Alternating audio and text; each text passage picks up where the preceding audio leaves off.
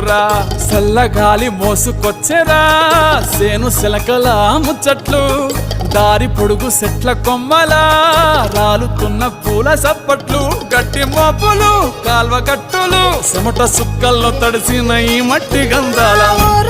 పల్లెటూరు దీని తీరే అమ్మ తీరు రంగులోన దాసి పెట్టి కొడుకుకిచ్చే ప్రేమ వేరు